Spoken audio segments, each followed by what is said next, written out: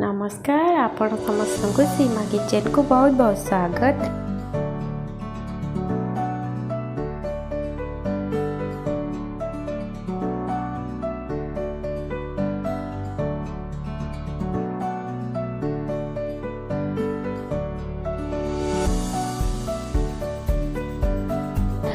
आज मु आपण को भेंडी आलू भजा बनैकी देखैबी। आलू भेंडी भजा बनैबा पाई हमको यही सब सामग्री दरकार। तापाई एठी मु किछि भेंडी दीटा मीडियम साइज रो आलू हाकु भल भाबरे धोईकी काटी नेइछि। तेबे चलंतु रेसिपीटी स्टार्ट करिबा।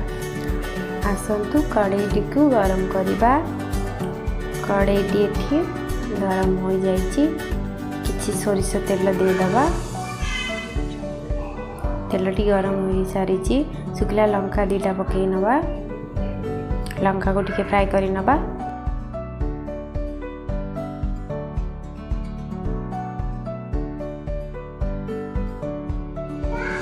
आधा चम्मच फुटण फुटई नवा।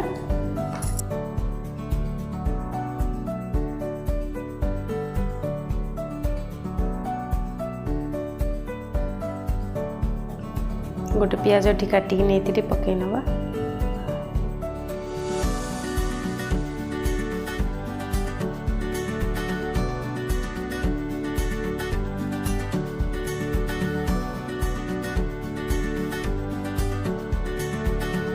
ब्राउन कलर हवा पर्यंत हम भाजी नवा।